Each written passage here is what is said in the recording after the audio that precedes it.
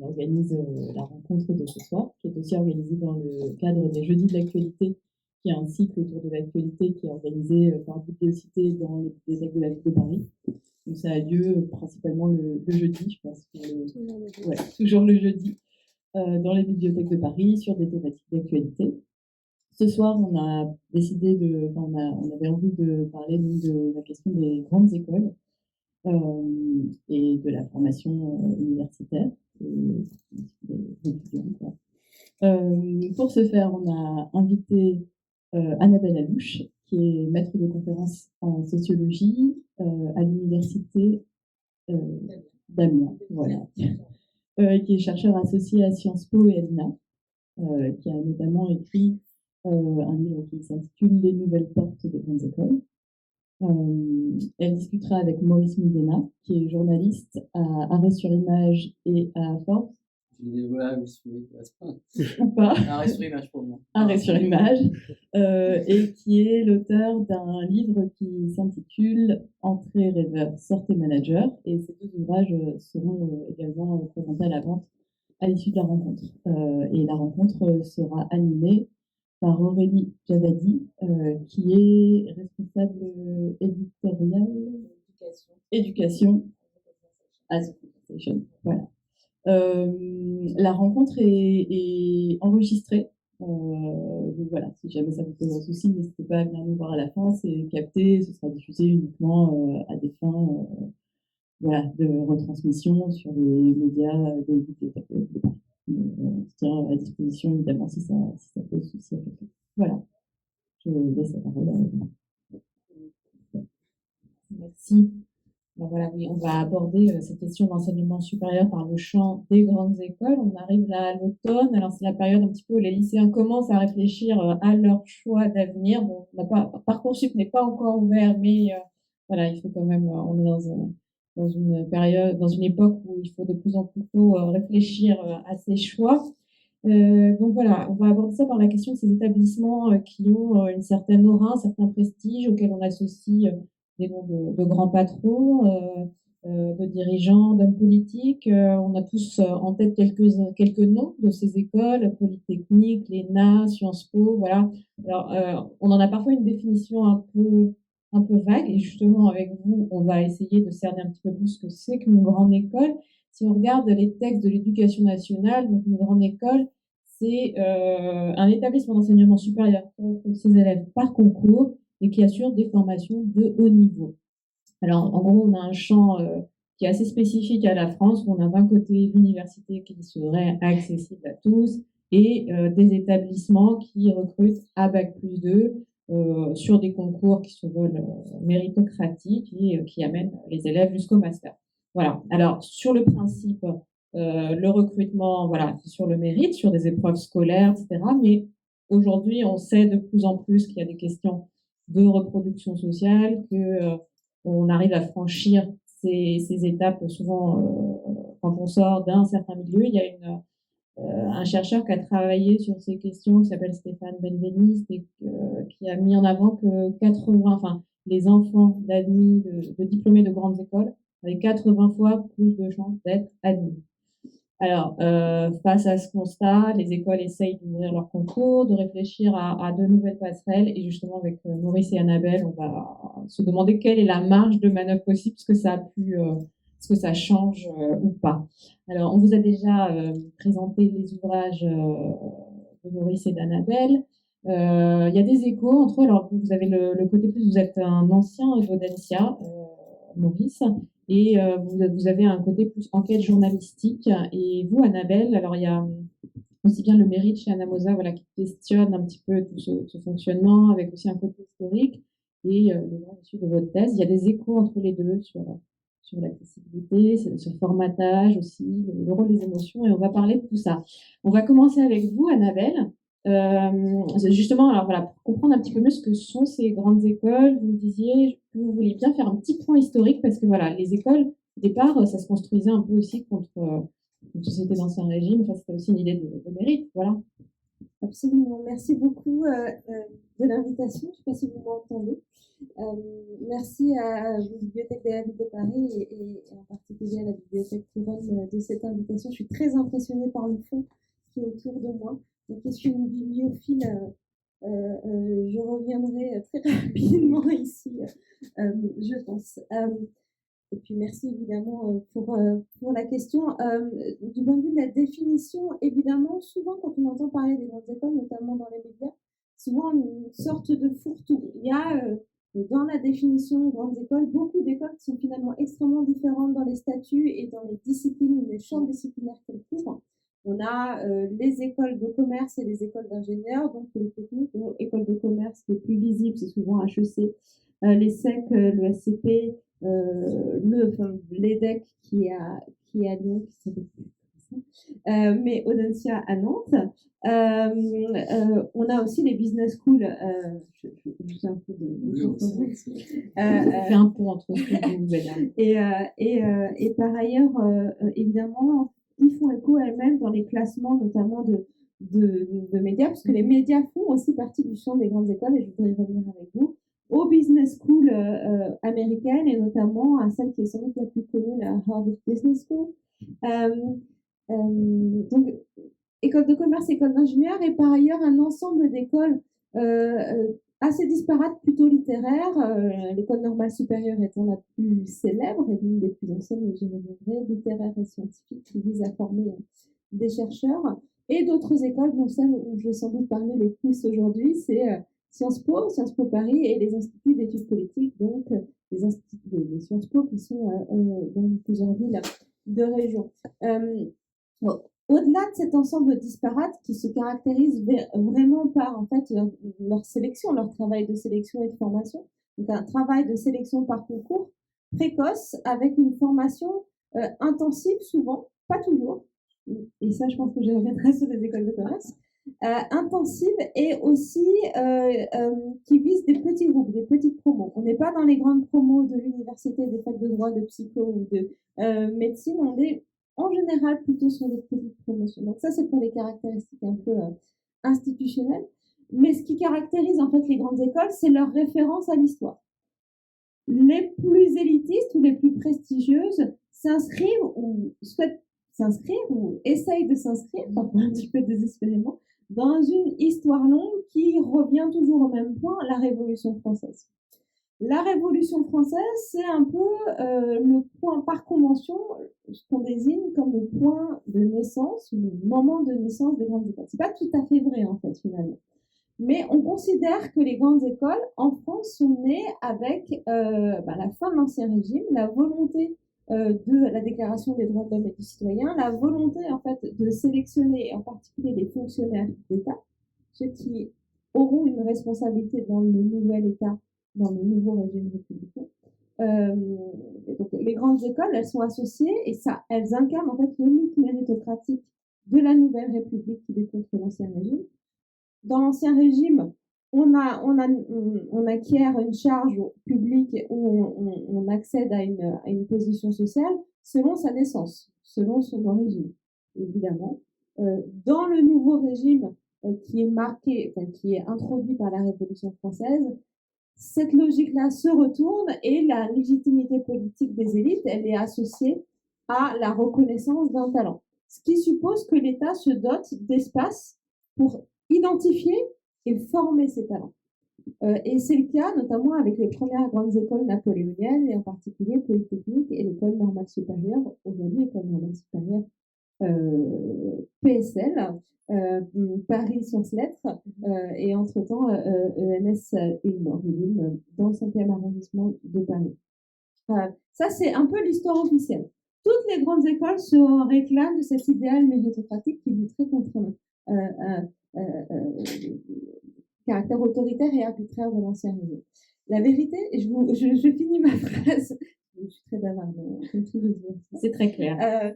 La vérité est un peu plus compliquée que ça. Quand on regarde l'histoire des grandes écoles, on s'aperçoit qu'il y a déjà des grandes écoles, et notamment dans l'armée, des formes de sélection par les concours avant la Révolution française. Par exemple, l'école navale, c'est-à-dire que c'est la première école à organiser un concours qui vise à sélectionner un public, non pas sur leur origine, sur leur appartenance à telle ou telle famille, mais, si possible aristocratique, mais sur le talent des candidats.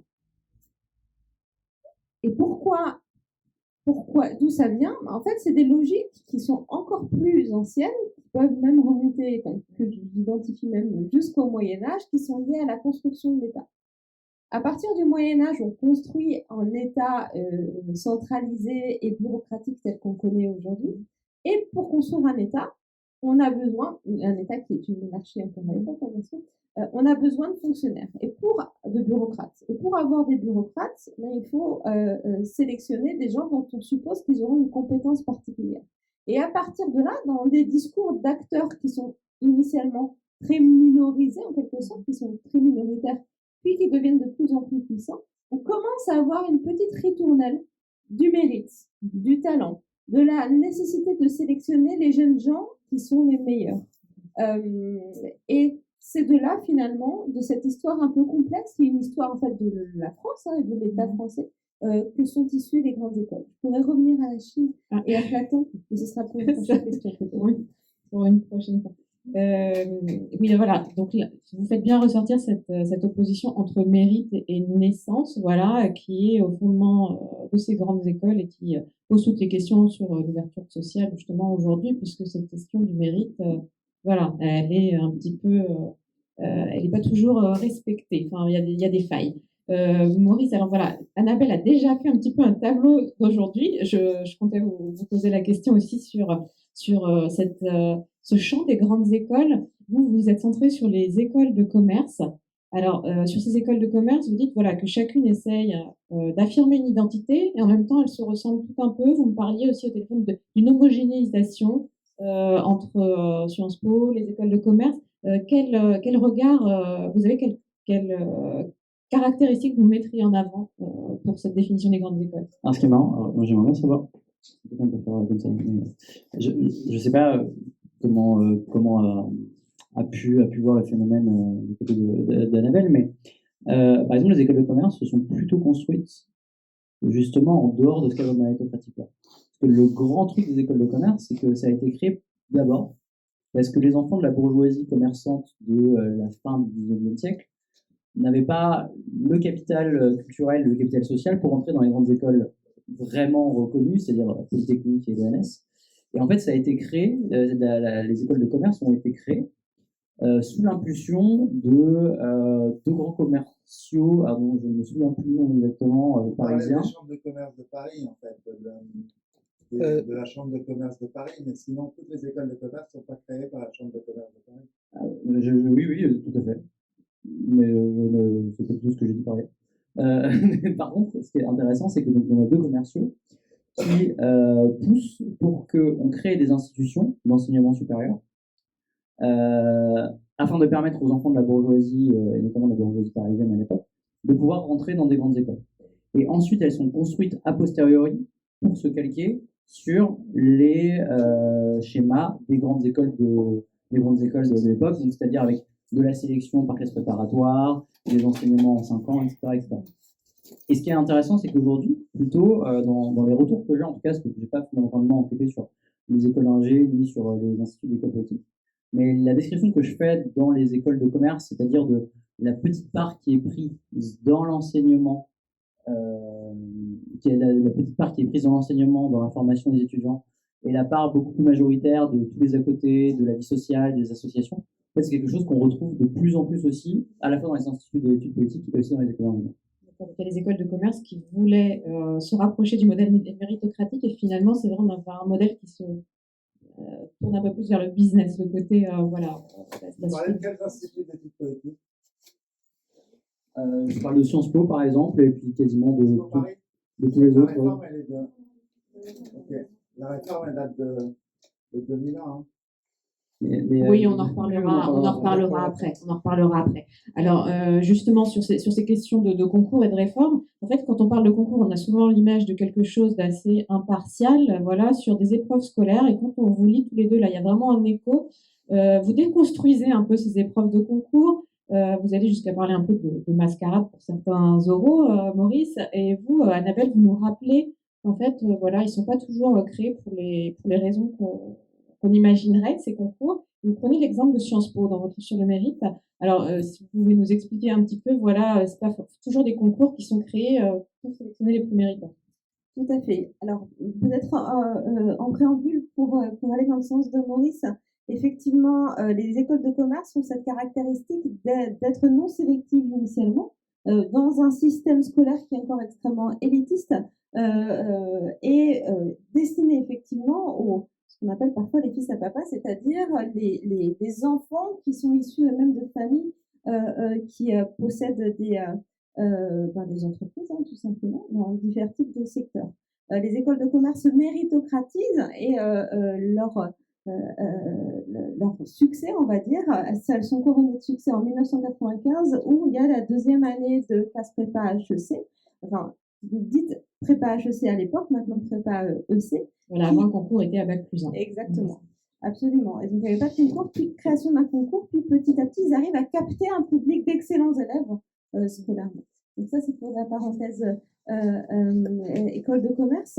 Donc effectivement, le concours de Sciences Po Paris est un sur lequel j'ai particulièrement travaillé, pas exclusivement, mais particulièrement, notamment dans ce livre-là, est particulièrement intéressant parce que quand on regarde les archives à la fois de Sciences Po et de tout un ensemble d'institutions qui fonctionnent autour de Sciences Po Paris, dont les instituts d'études politiques dans diverses villes que j'ai cités auparavant, Strasbourg, Aix, etc., Lille. Ce qu'on voit en fait, c'est que les concours ne sont pas nécessairement le produit d'une volonté de créer de la méritocratie. C'est-à-dire que organiser un concours pour une grande école, dans un premier temps, c'est aussi mettre en place un levier, un instrument d'exclusion de certains publics dont on ne veut pas. Et ça c'est pas quelque chose qui est ni purement propre à Sciences Po. Par l'épreuve de culture générale, par exemple. Oui, j'y reviendrai. Ni propre à Sciences Po, ni propre à la France. Dans toutes les institutions d'élite qui ont pour objectif de former des élites politiques, administratives et sociales, on voit des publics qui sont désignés comme indésirables. Aux États-Unis, par exemple, on produit le concours, on met en place des formes de sélection plus scolaires, alignées sur des épreuves scolaires dans les Ivy League, c'est-à-dire dans les grandes universités de la côte est américaine, notamment Harvard, pour exclure des populations juives. En fait.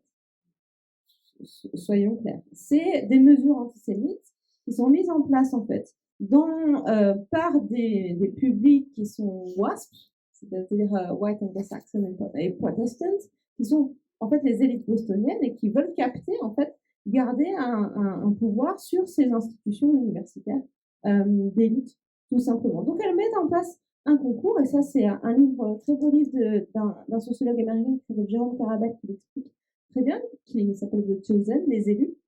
Ils expliquent que l'élection scolaire par le concours, elle est liée à cette volonté d'exclure. Et on voit exactement la même chose en Grande-Bretagne quand on regarde le concours d'Oxford, les modes de sélection d'Oxford ou de Cambridge. Oui, parce que juste, on a oublié de le dire, votre livre sur les portes des grandes écoles, en fait, vous comparez les Sciences Po et Oxford. Voilà, vous faites un parallèle, vous aidez à élargir un petit peu le champ. Exactement. Et l'idée, c'est vraiment exclure en fait les filles dans un contexte de féminisation du système scolaire.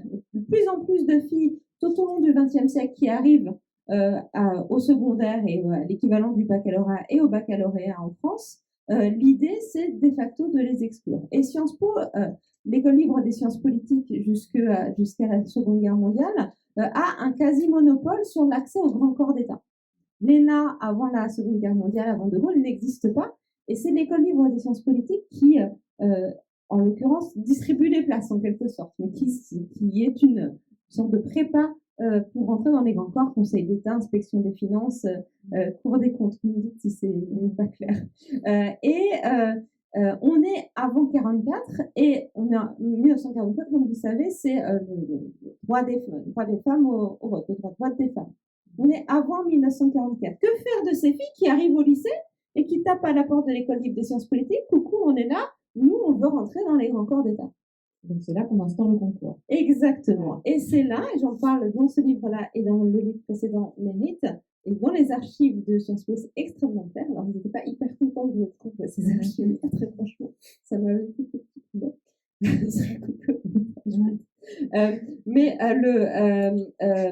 En fait, clairement, ils disent, nous, on ne veut pas de filles. Des filles viennent à Sciences Po, à l'école libre des sciences politiques, pour trouver des maris. On ne pense pas qu'elles ont les qualités pour faire des hauts fonctionnaires de demain.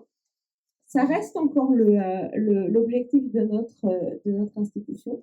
Et donc, ils organisent un concours spécifique aux filles, un concours scolaire, avec des épreuves en plus. Il faut vous imaginer un concours où, quand on est une fille, on a deux épreuves en plus que les garçons. Ça disparaît assez vite, mais il y a toujours, en fait, ce petit discours lancinant de lutte contre la féminisation du scolaire. Donc en fait, les concours, enfin avec leurs épreuves, ne sont pas à prendre en tant que telles, voilà, comme un absolu, ils sont toujours à replacer dans une époque. Alors vous avez décrypté un peu ces épreuves en école de commerce, vous les avez vécues. Sur les oraux, voilà, vous dites que parfois ça peut fonctionner comme un jeu de doute entre les jurys et les candidats qui savent plus ou moins ce qu'on attend d'eux. On sait qu'il y a une sorte de jeu de rôle, en fait, il y a un côté artificiel aussi qui est compris par les candidats. Autant là où les concours écrits sont là pour vérifier les connaissances et la maîtrise des connaissances académiques de la part des étudiants, avec des épreuves qui sont travaillées en fait quasiment pendant 2 ans, voire 3 ans pour certains étudiants, avec quand même un haut niveau de technicité et d'approfondissement, que ce soit en mathématiques par exemple, ou même quand on est en classe préparatoire à HEC, on arrive à des mathématiques qui sont quasiment du niveau de L2, L3 de mathématiques. Pareil, en philo, on peut aller très très loin sur les thématiques, etc. Autant, et surtout, c'est pendant les épreuves écrites que va se jouer la plus grande partie de la sélection. C'est-à-dire que le plus gros écrémage va se faire en fait à l'écrit. Ensuite, à l'oral, en général, c'est plus pour une confirmation de votre. Une fois que vous avez réussi vos écrits, vous êtes déclaré admissible aux oraux, et donc là, vous passez les oraux. Et à part pour quelques écoles qui sont excessivement sélectives, donc notamment HEC, l'ESSEC et l'ESCP, qui sont les 3 meilleures écoles de commerce françaises. Ensuite, pour toutes les autres grandes écoles de commerce françaises, mais qui sont moins prestigieuses, l'UNSA par exemple dans la boucle. L'UNSA dans les 6 premiers. Oui, alors ça varie là aussi. Voilà, dans le premier des 6. Voilà. Et il se trouve que les oraux, c'est un moment où on va, ce qu'on appelle dans l'entreprise, étudier vos soft skills, c'est-à-dire vos capacités humaines, à savoir bien vous exprimer, savoir bien écouter, savoir bien communiquer, savoir se vendre, en l'occurrence. Et ça, il suffit de s'entraîner un petit peu, faire 2-3 oraux d'entraînement. Et en fait, la seule chose que vous allez apprendre, c'est comment savoir séduire la personne qui est en face de vous. Ça ne vous demande aucune compétence particulière, aucune compétence technique, aucun savoir académique. Il suffit juste d'exister un petit peu, savoir comment exister, et de savoir, de prévoir un peu ce que la personne en face de vous attend. Qu'est-ce qu'elle attend? C'est rester un peu dans les clous, c'est-à-dire pas avoir des idées complètement ubuesques, et quand même avoir des idées qui sont un petit peu originales. Voilà. Et alors, je cite, il y a une histoire dans mon livre, où il y a un étudiant, je ne me souviens plus comment je l'appelle dans le bouquin, on va l'appeler Sébastien. Sébastien a passé le concours de l'EDEC à Lille, donc qui est quand même une école très prestigieuse. Et au concours, donc il est vraiment bien dans les clous, il a un petit sujet à traiter. Ensuite, on lui demande qu'est-ce que tu aimerais faire. Alors moi, j'aimerais bien bosser, pourquoi pas en finance, mais après, je ne me ferme pas les portes. Je bosserai aussi très bien en conseil s'il le faut. Et il fait un petit truc absolument original. C'est qu'il a ramené alors je crois que c'est une flûte. Il a ramené une flûte à son oral et il joue le générique du Bon le Bon, la Brute et le Truand. Voilà. Et il le fait super mal, c'est une catastrophe. Le jury en face de lui, il le regarde, mais pourquoi ce mec a fait ça? Et il repart, il se dit jamais ils vont me prendre. Et en fait, ils l'ont pris parce qu'il était pile poil dans le côté très très commun et dans l'originalité sans être une outrance complète. Et donc c'est ce jeu-là qui se met en place et c'est juste une espèce de validation et c'est presque un premier rite de passage dans l'école, plus que véritablement une épreuve de sélection. C'est un peu le candidat qui choisit son école, l'école qui choisit son candidat. Ouais, quasiment, à part pour vraiment les 3 premières où là il y a de la sélection, mais pour le coup, il y a de la sélection dans les 3 premières parce qu'elles ont encore, c'est les seules qui ont encore des épreuves académiques avec des maths ou de la philo ou de l'histoire. Alors aujourd'hui, voilà, ces questions des biais sociaux du capital avec lequel on arrive, enfin, se pose.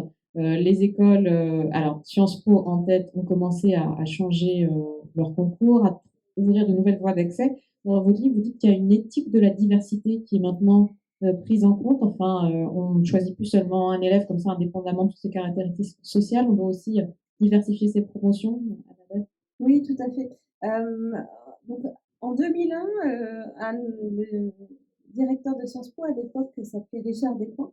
Et Richard Descoings met à tous ses collègues des grandes écoles et des classes préparatoires ce qui sera appelé une gifle, pour reprendre une tribune célèbre d'enseignement à Henri IV, qui s'appelle la gifle de Sciences Po, que vous pouvez trouver encore en ligne. Et la gifle de Sciences Po, c'est quoi? C'est l'instauration d'un dispositif d'ouverture sociale qui s'appelle les conventions d'éducation prioritaire. À partir de 2001, Sciences Po met en place une troisième voie du concours, en parallèle de l'examen traditionnel, de l'examen d'entrée traditionnel et des concours de voie internationale pour les étudiants ayant fait leur scolarité à l'étranger. Une voie qui vise en fait des publics scolairement bons, mais qui sont issus globalement de zones d'éducation prioritaire, des politiques d'éducation prioritaire, des territoires concernés par l'éducation prioritaire. Dans un premier temps, ensuite, ça s'élargit notamment à la question de la ruralité. Et le but, c'est vraiment diversifier au forceps, en quelque sorte, les grandes écoles en allant chercher les bons élèves là où ils sont. Et ils mettent en place tout un ensemble de réformes. Les conventions d'éducation. Oui, exactement. Les acteurs autour de Richard Descoings mettent en place des nouvelles formes de sélection. Et au-delà de ça, donc plutôt fondées sur l'oral, qui est censé désormais être plus juste que l'écrit, et au-delà de ça, ils mettent en place, et c'est en ça que c'est une gifle pour tous les autres acteurs des grandes écoles, ils instaurent une forme de nouvelle morale de la diversité, par laquelle tous les acteurs des grandes écoles devront passer pour continuer à être légitimes dans ce champ de l'enseignement supérieur. C'est en ça que Richard Descoings, et souvent les acteurs me disent c'est un coup de génie, c'est un coup risqué, c'est un coup de génie. Il a instauré une nouvelle forme de morale qui n'était plus fondée sur une lecture méritocratico-centrée sur les concours par écrit, mais sur la diversité, donc issue en plus du management des ressources humaines, etc., de la responsabilité sociale des entreprises, appliquée aux grandes écoles, une nouvelle forme de morale, une nouvelle forme d'éthique. Alors, même si cette ouverture sociale se fait, vous me disiez, Maurice, qu'il peut y avoir aussi des freins psychologiques. On parlait de la question. Alors, il y a ces écoles, certaines écoles aussi dans lesquelles les élèves sont fonctionnaires, à l'école normale supérieure. Il y a des écoles qui sont gratuites, puis il y a des écoles qui sont quand même assez chères. Et le contexte fait que les frais de scolarité s'envolent aussi. Et voilà, il y a des freins par rapport à ça. J'espère que la sociologue qui est à côté de moi va me contredire, mais c'est un grand truc. C'est-à-dire que moi, à l'époque, quand j'étais en école de commerce, globalement, il fallait une scolarité en école de commerce où vous rentriez après la prépa, vous faisiez 3 ans. Ça coûtait 35 000 euros pour 3 ans. Ce qui est quand même déjà colossal. Et à l'époque, on me disait, oui, bon, alors avec un emprunt, si tant est que vous ayez un prêt à 0%, bon voilà, vous sortez, vous faites de la finance, vous avez un salaire de 1500 mètres, vous remboursez 800 euros de mensualité, bon, globalement, vous pouvez à peu près vous en sortir. À l'époque, en fait. Bon, on va mettre du coup de côté l'aspect financier, mais il y a quand même dans les familles qui viennent, enfin, des étudiants qui viennent de milieux populaires. Moi, je le vois beaucoup parce que je bosse dans une prépa, je suis bénévole dans une prépa qui est ouverte qu'aux étudiants issus de milieux populaires qui préparent les concours aux écoles de journalisme, donc c'est pas encore tout à fait le même niveau d'école, mais c'est la chance au concours. La chance au concours, voilà. Mais déjà, on voit que des étudiants qui viennent de milieux populaires, voire vraiment défavorisés, bon, bah, premièrement, en termes de capital culturel, c'est-à-dire des connaissances de base qui sont partagées par à peu près toute l'élite et qui facilitent en tout cas l'intégration et la réussite des concours, bah, ils en sont très très loin, donc forcément ils partent déjà de très loin, et ça se ressent après dans tous les autres concours. Et il y a aussi évidemment une barrière symbolique, c'est-à-dire que déjà, une barrière de connaissance, c'est-à-dire que c'est des milieux, il faut savoir comment est-ce qu'on y rentre, ensuite quelles carrières vont s'ouvrir à nous, qu'est-ce qu'on y fait, qu'est-ce qu'on apprend, une fois qu'on a le diplôme, bah, comment est-ce que on arrive à avoir un emploi, comment est-ce qu'on développe une carrière, etc., etc. Et puis, tout simplement, il y a plein d'étudiants qui jamais ne penseraient pouvoir rentrer dans ces institutions-là et faire les carrières qui vont ensuite. Bon, et ça, c'est quand même quelque chose d'assez constant par ailleurs dans l'histoire des grandes écoles. Maintenant, il se pose un autre truc. Alors, là, je vais juste prendre les écoles de commerce. C'est que il y a 10 ans, c'était 30 000 euros. Maintenant, on monte à 60 000 euros, par exemple, pour certaines grandes écoles, notamment HEC. Parce qu'elles s'inscrivent aussi dans une compétition internationale. Alors, j'essaie d'aller vite là-dessus, mais globalement, les grandes écoles de commerce, comme les écoles d'ingé par ailleurs, sont dans une compétition internationale où il y a des classements qui sont de plus en plus prescripteurs, notamment, alors il y a celui du Financial Times qui est très important. Donc, leur but, c'est de figurer au maximum le plus haut possible, bien sûr, dans ces classements. Pour y figurer, notamment, il faut avoir de très hauts scores en recherche universitaire. Et donc, du coup, il y a un espèce de, alors c'est un des points, il y a un espèce de mercato, comme pour le foot, de mercato d'enseignants-chercheurs qui sont débauchés des fortunes qui vont être payés pour publier en fait dans des alors, on reviendra sur le salaire des enseignants-chercheurs. Alors, dans des enseignants-chercheurs dans les grandes écoles, ça peut monter à quasiment 10 000 euros par mois pour un enseignant-chercheur. Je pense voilà, à l'université, c'est pas du tout le même délire. Donc, on en arrive à des enseignants qui sont payés une fortune, qui ne vont servir que pour permettre aux écoles de monter dans les classements, et dont l'enseignement ne servira absolument pas, et la recherche ne servira absolument pas aux étudiants. Donc, c'est un peu scandaleux. Donc ça coûte très cher. Les écoles aussi sont parties dans une course à la construction de nouveaux campus, parce que leur campus commence à vieillir, ils ont de plus en plus d'étudiants, et donc forcément il faut investir, et ça c'est des millions. Là, dans le top 5 des écoles, là en un an, ils ont augmenté leur budget de quasiment 10% plus, ce qui est quand même assez colossal. Et enfin, il y a un autre aspect qui est très important, c'est que tout ça se passe dans un contexte où l'État se désengage de plus en plus dans les écoles de commerce. Alors, il y avait des écoles de commerce qui étaient financées notamment en partie par les CCI, et donc de façon par les chambres de commerce et d'industrie. Par les chambres de commerce et d'industrie. Et depuis le premier quinquennat Hollande, de plus en plus, elles se désengagent au point, par ailleurs, de quasiment plus donner d'argent. Alors, ce qui a plusieurs implications, notamment sur le rôle de l'État dans l'enseignement et dans la formation des managers, mais surtout ce qui a pour conséquence que du fait que les écoles aient moins de fonds, et la meilleure façon pour gagner des fonds, c'est d'augmenter les frais de scolarité, d'augmenter le nombre de leurs étudiants, et aussi de faire financer des programmes par des grandes entreprises. Donc, on arrive à des choses complètement ubuesques. Vous avez Ferrero qui est responsable de la moitié de la déforestation en Indonésie, qui finance des programmes de RSE dans des écoles de commerce.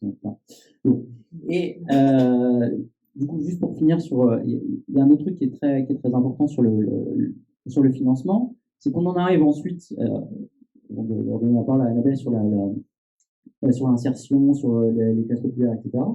Mais c'est que toutes les écoles affichent justement cette volonté d'ouvrir des plus grandes universités à diverses origines sociales, etc. Sauf qu'on en arrive pour augmenter leurs frais de scolarité. Elles créent de nouveaux programmes. Parmi ces programmes-là, il y a ce qu'on appelle les BA, ou des bachelors, c'est-à-dire c'est des programmes post-bac, bac plus 3. Vous pouvez rentrer sans classe préparatoire avec des concours. Mais là, on n'est plus dans le programme grande école. On n'est plus dans le programme grande école, mais c'est toujours les grandes écoles quand même qui le mettent en place. On n'est plus dans le programme grande école, mais c'est important parce que du coup, c'est des programmes qui ensuite donnent des passerelles pour rentrer dans les programmes grande école. Et en fait, là où avant, vous passiez 2 années de classe préparatoire, qui était gratuite par ailleurs, pour rentrer ensuite dans le programme grande école, vous allez pouvoir rentrer directement en post-bac sur le seul critère. Alors, il y aura toujours un petit concours, mais en général, pas compliqué, qui est le seul critère de l'argent, parce que c'est des programmes qui coûtent là immensément cher. HEC, ils vont en lancer un cette année, qui coûte 71 000 euros pour 3 ans. Et donc, de fait aussi de leurs besoins de financement, elles créent de plus en plus des programmes qui, pour le coup, sont pas du tout ouverts pour la diversité. Donc ça fait des nouvelles passerelles en fait vers les programmes grande école et qui sont pas du tout des passerelles là, pour l'accessibilité, qui sont des passerelles vers des personnes qui sont déjà nées dans des milieux plus favorisés. Sur cette question de l'ouverture sociale, finalement, le résultat, parce qu'on en a beaucoup parlé, les décisions de Sciences Po en 2001 ont fait couler beaucoup d'encre, mais finalement, sur le terrain, Dans votre livre, Maurice Medina, vous dites que voilà, c'est quand même très homogène socialement, les écoles de commerce, si on regarde à l'échelle plus large, Annabelle. Oui, c'est exactement le même constat. Après, ce qui est intéressant avec l'ouverture sociale, c'est souvent on oublie de rappeler que les grandes écoles sont mises en place pour former des élites sociales. Elles ont un public qui scolairement et donc socialement est élitaire. La massification, la démocratisation, elle se fait par une autre institution qui s'appelle l'université. Pardonnez-moi d'être un peu corpo en tant qu'universitaire, mais c'est vrai en fait. L'accès à partir des années 60 et du début des années 60, la massification de l'accès au lycée, au baccalauréat, puis dans l'enseignement supérieur, elle se de classe moyenne et d'élèves de milieu populaire pour aller très vite, elle se fait principalement par l'université, pas par les grandes écoles, qui restent extrêmement homogènes. Pour répondre sur les effets de l'ouverture sociale, on a un peu de distance maintenant, puisqu'elles ont ces dispositifs ont maintenant plus de 20 ans. Donc on les retrouve d'ailleurs dans pratiquement toutes les grandes écoles désormais. Pour le cas de... On peut citer peut-être quelques dispositifs. Vous avez regardé pour le dispositif de l'ESSEC, enfin, voilà, qui élargit... Absolument. Parmi les dispositifs en phase de Sciences Po, vous avez assez rapidement donc l'ESSEC qui est considéré comme la deuxième plus grande école de commerce. En général, si on en croit les classements, qui lance en 2003, autour de 2003, un autre programme qui s'appelle Une grande école, pourquoi pas moi, et qui repose non pas sur le changement de concours, mais contrairement à Sciences Po, sur une forme de prépa à la prépa en quelque sorte. L'idée, c'est toujours d'identifier de bons élèves issus du milieu populaire, en général qui habitent dans une zone, qui sont scolarisés dans une zone d'éducation prioritaire, mais de les former dès la seconde et de les mener jusqu'à la prépa. Donc c'est une autre solution. Et en salle, l'ESSEC, très clairement, le programme de l'ESSEC s'oppose à Sciences Po. Et le programme de l'ESSEC va avoir relativement, et en fait, finalement, et au vu des changements du champ des écoles de commerce, peu d'impact sur la diversification, démocratisation des grandes écoles, mais il va avoir beaucoup d'impact en termes de politique éducative. Pourquoi? Parce que ce programme-là, il va être validé en 2008 par le ministère de l'Enseignement supérieur. C'est Valérie Pécresse qui était à l'époque ministre, qui a désormais d'autres fonctions, que vous connaissez sans doute, qui décide en fait de transformer cet essai de PQPM, une grande école pourquoi pas moi, dans les cordées de la réussite. Et les cordées de la réussite, peut-être qu'en avez-vous déjà entendu parler, c'est un dispositif dans les lycées qui vise à construire une cordée entre des établissements d'enseignement supérieur et des lycées pour justement assurer une meilleure orientation, une meilleure connaissance des élèves de l'enseignement supérieur, notamment des filières, mais pas exclusivement les plus élitistes. Mais en termes d'effets, par exemple sur Sciences Po Paris, il n'y a pas d'effet majeur. Alors oui et non. On considère que pour les étudiants qui en ont bénéficié, les quelques étudiants qui en ont bénéficié, il y a eu un effet majeur en termes d'accès à une formation, à des stages, à une carrière, notamment dans le secteur privé. Mais c'est pas un effet de masse, tout simplement. C'est-à-dire un effet qui a un impact statistique sur les cohortes. Tout simplement parce que ces dispositifs, c'est des dispositifs qui reposent sur un principe d'individualisation du traitement des inégalités. Qu'est-ce que ça veut dire ce mot barbare? Ça veut dire qu'on prend plutôt que la classe ou la zone d'éducation prioritaire comme unité de traitement des inégalités, on prend l'individu. On identifie la fille ou le garçon qui habite à Argenteuil, à Saint-Denis, à Bondy, et on le forme pour qu'il rentre à Sciences Po Paris. Ce qui suppose qu'on investit beaucoup dans cet élève-là, qui en bénéficie en général, mais qu'on ne traite qu'un élève, aucune dizaine, aucune centaine d'élèves, contre l'ampleur des inégalités sociales. Donc, la solution en elle-même, elle porte le germe de son non-effet, en quelque sorte. Et en parallèle, il faut prendre en compte, et ça Maurice l'a dit très clairement, les grands changements que connaissent les grandes écoles depuis les années 2000. Donc, je laisserai parler pour les écoles de commerce et tout ce qu'il vous a dit sur le financement des écoles de commerce. Mais les IEP, et notamment Sciences Po Paris, c'est exactement la même chose. Au moment où on produit l'ouverture sociale, Sciences Po a le feu vert et les deux politiques sont en fait liées par le ministère pour lancer des tarifs, pour augmenter ces tarifs d'entrée, c'est-à-dire ces frais d'inscription. Il y a tout un barème en fait selon l'origine sociale. Absolument. Et du coup, ça permet à Sciences Po également de se réformer, d'augmenter son budget, donc de se réformer, etc., etc. Et cet effet-là, il est extrêmement visible quand on est en cours à Sciences Po, c'est-à-dire qu'il va avoir un effet en termes de censure de la part des élèves, même si ça accompagne des politiques et d'ouverture sociale et d'aide par la bourse, de reconnaissance de la bourse, hein, du statut boursier, sur critères sociaux. Il va avoir un effet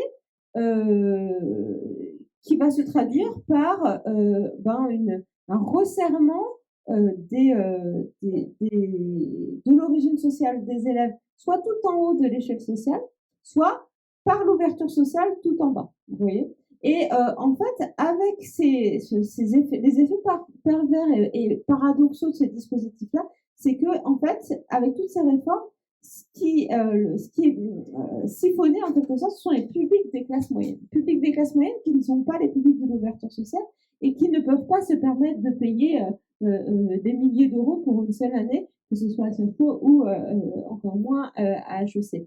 Et là, on en est là véritablement. C'est-à-dire que il y a eu une petite amélioration par l'ouverture sociale, mais par ce traitement individualisé de l'ouverture sociale, il y a surtout eu en fait un glissement vers le haut et un siphonnage des classes moyennes avec ce qu'on appelle parfois dans les grandes écoles des zones blanches, c'est-à-dire que les grandes écoles pour leur concours ont souvent des cartes, par exemple de la région parisienne, ils savent d'où viennent les candidats, à la fois les admis et les candidats qui passent le concours. Et vous avez des zones blanches, donc notamment par exemple le sud de l'Essonne, certaines zones de la Seine-et-Marne, qui sont en fait des zones périurbaines, mais qui n'envoient jamais personne à Sciences Po Paris. Or, c'est dans ces zones-là qu'on trouve des petites classes moyennes, des catégories intermédiaires, etc. etc. Donc, les effets de l'ouverture sociale, souvent dans les médias, on dit c'est bon ou c'est pas bon. En fait, c'est les deux. Il faut simplement avoir un petit peu de. Enfin, j'essaie d'avoir une nuance avec mes collègues. Non, mais c'est vrai que souvent dans les médias, on va se focaliser peut-être sur la success story, en oubliant un peu toute la construction en fait du dispositif qui est beaucoup plus complexe et sur lesquels vous pourrez poser peut-être des questions après. On va peut-être juste alors le titre de la table ronde, c'était les grandes écoles sont des espaces d'émancipation. Voilà, en fait vous parlez d'autoroute pour l'emploi. C'est vrai que si on regarde aussi les chiffres d'insertion de la conférence des grandes écoles, c'est assez impressionnant. Enfin, il y en a 68% qui auraient trouvé leur premier emploi avant la sortie de l'école, 85% en CDI, 86% recrutés en moins de 3 mois. Voilà. Ça. Alors, qu'est-ce qui fait cette efficacité des écoles Maurice, vous décryptez dans votre ouvrage en fait cette formation dans une sorte de bulle aussi, qui n'est pas qu'une succession de cours, c'est aussi un peu une sorte de conditionnement. C'est l'acquisition d'un réseau en fait qui donne ce ticket pour la réussite. Qu'est-ce que vous retirez de cette enquête? Alors, la réussite, elle passe par le réseau. Alors, le réseau, c'est un truc un peu subtil. C'est pas du tout un peu l'image qu'on peut s'en faire, c'est-à-dire qu'on rencontre plein de gens, qu'on va les voir en leur disant est-ce que tu peux m'avoir un poste. Le réseau, c'est des choses un peu subtiles. C'est le fait d'être tous sur un même groupe Facebook où quelqu'un va balancer une offre d'emploi et quasiment un petit bout de la promo va répondre à cette offre d'emploi. Et en fait, on a des emplois comme ça, des stages, des alternances, des CDI, des recherches de postes qui circulent dans des cercles fermés. On a aussi le fait que quand vous recevez un CV d'une personne qui a fait la même école que vous avez, peu importe ce que vous dites pour vous donner bonne conscience, mais le réflexe premier de vous dire que après tout, on a fait la même école, ça vous fait quand même un point commun et tout de suite un affect positif. Bon, alors il y a tout ça. Il y a déjà le réseau qui vous permet forcément une intégration sur le marché du travail assez rapidement. Sur le fait qu'on vous forme aussi à des métiers, c'est une vaste question, que vous sortez et que vous puissiez travailler rapidement dans des entreprises, peu importe à peu près le métier, mais que vous serez efficace. Comment est-ce qu'on produit de l'efficacité? Premièrement, et c'est pour ça que les classes préparatoires ont quand même encore une utilité, même si elles perdent en vitesse dans les grandes écoles, c'est que la classe préparatoire vous apprend à bosser très vite et très bien, et à être capable de bien vous organiser et aussi de respecter les ordres qu'on vous donne. Peut-être juste, je vous interromps juste là-dessus. Vous avez parlé dans votre ouvrage du livre de Muriel Darmon qui a beaucoup travaillé sur les classes préparatoires. Tous les deux vous en parlez et c'est vrai que ça montre ce dispositif de mise au travail des classes préparatoires. Je vous laisse continuer. Ouais, donc, tout à fait. Mais Bourdieu aussi en parlait. Je vais parler de caisse de Bourdieu parce que Je n'ai pas prononcé ce mot. du coup, il a mis au travail des étudiants de classe préparatoire. Et puis ensuite, quand ils arrivent en école de commerce, alors je l'ai fait schématiquement, mais globalement, d'un coup, c'était des espèces de moines reclus dans leur petite chambre à travailler 50 heures par semaine, à préparer leur dissertation comme il fallait, leurs exercices de maths, et à sortir à la marge. Et puis d'un coup, ils ont un monde ouvert de beuveries quasiment infini, des cours qui n'ont aucun intérêt, seulement par le point de leur contenu, mais aussi dans la forme, puisque de toute façon, qui valident pas leur partiel, et ça n'a pas beaucoup d'intérêt pour leur carrière future, et le niveau des partiels est en général si faible que de toute façon ça leur sert à rien de suivre les cours. Et donc là où en fait le jeu de l'école glisse du volet académique vers plutôt le volet associatif. Et notamment en école de commerce il y a ça, mais il y a aussi ça de plus en plus dans les IEP. Vous allez apprendre ce pourquoi vous allez travailler plus tard dans les associations, c'est-à-dire en faisant de la gestion de projet. En général, c'est exactement ce qu'ils font. Qu'est-ce qu'il y a comme type d'association? Vous avez en général le bureau des étudiants qui s'occupe d'organiser les soirées des étudiants, le bureau des arts qui s'occupe d'organiser la vie artistique et culturelle de l'école. Vous avez en général beaucoup de voile aussi, non? Voilà, il y a les clubs de voile, il y a des clubs de voile, il y a plein de clubs de sport, enfin, voilà, il y a quand même beaucoup de choses. Il y a quelques associations humanitaires aussi qui gagnent un petit peu plus en notoriété, mais moi à l'époque où j'étais, il y a 10 ans, c'était si vous vouliez exister socialement dans l'espace de votre école, si vous vouliez être quelqu'un de cool et vous ouvrir certains réseaux, il ne fallait surtout pas faire d'école humanitaire. Enfin, il ne fallait surtout pas faire d'association humanitaire parce que c'était un peu pour les gens qui étaient un peu les baba cool de l'école, quoi, si vous voulez. Maintenant, ça va un petit peu mieux, mais quand même à l'époque, c'était pas très très bien vu de faire une association de babos. Voilà. Et alors pour terminer. Non, mais donc quand on passe par une association, on se forme en fait. Voilà, et en fait vous vous formez parce que alors si vous êtes trésorier de l'association, vous allez vous former à la comptabilité, à la finance, ce qu'on appelle la finance d'entreprise. Quand vous allez commencer à gérer des projets, vous allez tout simplement apprendre à faire de la gestion de projet, planifier des choses, contacter des prestataires, manager des personnes pour que ce projet soit mené à bien. Exactement ce que vous allez pouvoir faire ensuite plus tard quand vous bosserez dans une startup ou dans un groupe ou dans un cabinet de conseil. Et donc en fait, c'est là que vous allez commencer à développer ce qu'on appelle un habitus de manager, c'est-à-dire des réflexes intellectuels, une posture, une façon d'être, et aussi un peu de savoir-faire technique, c'est-à-dire comment est-ce que je gère un conflit dans mon équipe, comment est-ce que je gère les égos disproportionnés des uns et des autres, comment est-ce que j'arrive à valoriser une personne qui bosse avec moi, en général qui est d'ailleurs un étudiant de sa promo, comment est-ce que j'arrive à la valoriser, comment est-ce que j'arrive à la pousser à faire ce que j'attends d'elle, comment j'arrive à gérer le budget, comment j'arrive à faire de la communication sur l'événement que je suis en train de créer, etc. etc. Et ensuite, c'est quand vous allez sortir de votre école, que vous allez vraiment apprendre le métier pour lequel vous allez former, vous allez l'apprendre dans l'entreprise qui va vous embaucher. Vous avez prononcé un mot, vous avez parlé d'affect par rapport au diplôme, quand on voit quelqu'un qui a sur son CV, qui a fait le même parcours, qui a suivi le même parcours. Justement, sur cette question, c'est assez frappant. Dans vos ouvrages, Annabelle, vous parlez de ces émotions, parce que on voit souvent ça sous le prisme de la formation intellectuelle, tout ce qui est grandes écoles. Il y a aussi une question d'émotion. Alors, vous avez travaillé sur les personnels aussi qui accueillent les élèves. Enfin, il y a une question d'émotion, mais au niveau des élèves, il y a ça aussi qui joue un attachement qui se crée avec l'école. Alors traditionnellement, en fait, les grandes écoles qui sont porteuses d'un idéal non seulement méritocratique, elles se construisent plus ou moins tardivement, et notamment pour les écoles de commerce, mais aussi d'un idéal corporatiste. Et ça, c'est extrêmement fort.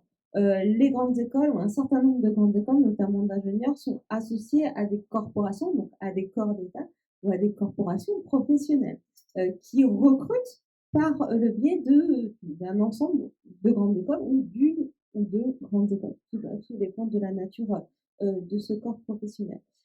Et dans le corps professionnel, il y a aussi quelque chose qui est associé donc à l'esprit de corps. L'idée, c'est former, socialiser, comme on dit en sociologie, socialiser l'élève pour faire en sorte qu'ils deviennent une partie du corps et qu'ils fassent vivre le corps au-delà de la retraite de ceux qui y sont en ce moment. Donc il y a quelque chose qui se joue dans le recrutement des concours, dans la reproduction des corps professionnels.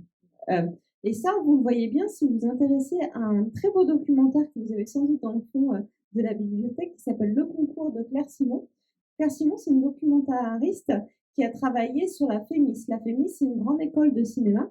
Et donc elle s'est amusée à filmer le concours, mais non pas vu des individus, c'est-à-dire des candidats un peu à la télé-réalité. Elle voulait vraiment pas du tout de ce type de narration-là, mais vraiment centré sur la logistique du concours, l'organisation des jurys, les négociations entre jurys.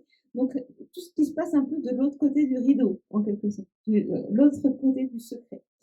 Et ce qu'elle souligne, et ce qu'on voit en fait très bien, c'est que c'est des corporations, les réalisateurs, les décorateurs, les scénaristes, qui sélectionnent les futurs membres du corps qui vont être amenés finalement à faire vivre ce corps. Et pourquoi je fais ce détour pour revenir aux émotions? C'est parce que donc, dans ce corporatisme, il y a l'idée de produire de la loyauté de ces nouveaux entrants à l'égard de ces corps. Et la loyauté, elle est produite par des techniques parfois extrêmement fines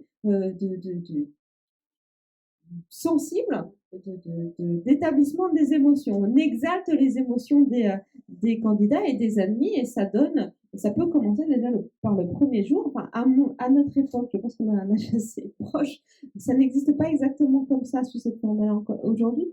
C'était le grand discours de l'élite de la nation.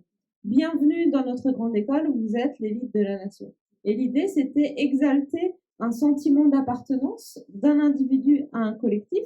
Alors souvent, les étudiants ils me disent « Oh là là, c'est un peu exagéré hein. ». Mais ils y croient quand même un petit peu. Et c'est dans le « j'y crois quand même un petit peu » qui compte. Pourquoi? Parce que ça crée en eux un sentiment de loyauté à leur corps qu'on va retrouver justement au moment de s'insérer professionnellement, de trouver un stage, etc. Je le dis très rapidement.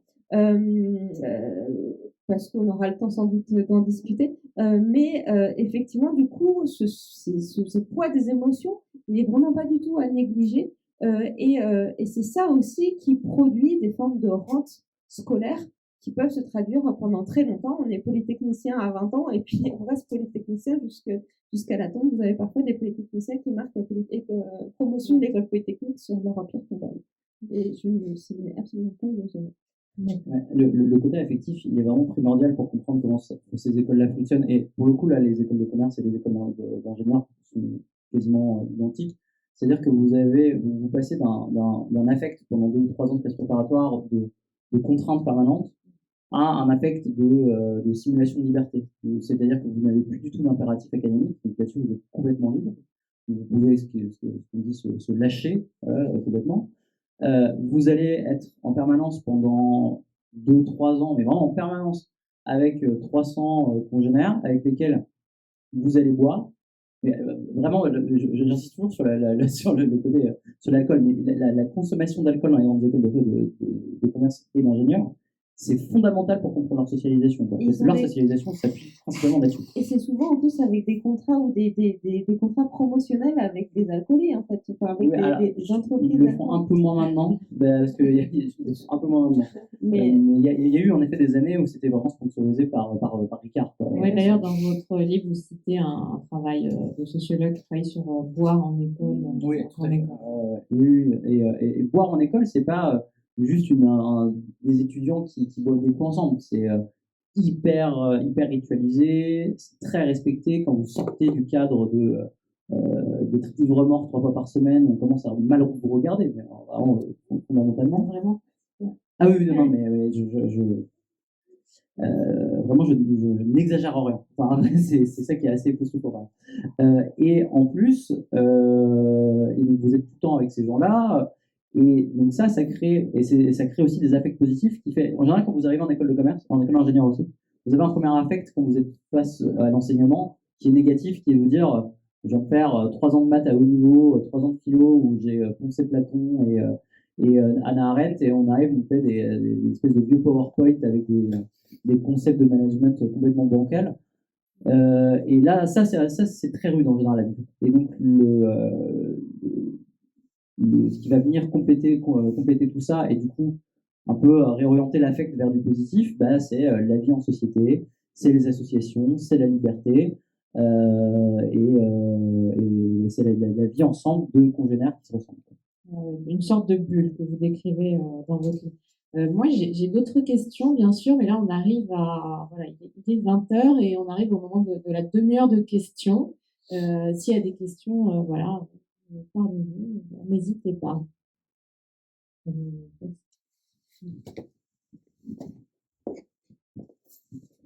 Bonsoir, merci beaucoup. Moi, j'avais une question, peut-être une réflexion à partager, la différence entre pourquoi l'accès à l'emploi est plus facile pour les personnes issues d'écoles de commerce ou d'écoles d'ingénieurs.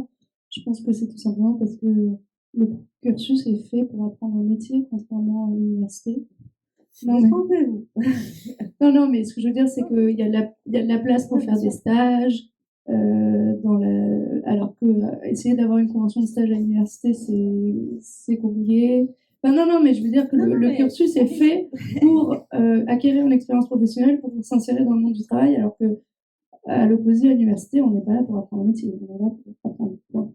Enfin, c'est ma conception des choses. Et la deuxième chose, c'est est-ce que faudrait-il arriver à méthode nord-américaine ou voire anglo-saxonne de la discrimination positive? On ne fait pas d'analyse ethnique en France, mais une application pour une grande école américaine ou anglaise, on nous demande très clairement notre origine ethnique, notre origine sociale. Est-ce que c'est une piste à explorer? Est-ce qu'elle est explorée? Merci. Annabelle, peut-être. Oui, alors peut-être sur la première question. Alors, je parle en tant que sociologue, en tant qu'universitaire, mais j'essaie de mettre à distance le fait que je sois enseignante à l'université et chercheuse. Sur ça, en fait, il y a quand même un mouvement de professionnalisation à l'université qui est extrêmement fort, qui n'est pas très visible parce qu'en général, les élites politiques et économiques du pays viennent des grandes écoles et pas de la fac. Donc, on considère en fait que les élites politiques ne connaissent pas l'université et de facto, quand on regarde les débats à l'Assemblée nationale ou au Sénat, ça se confirme et assez fortement.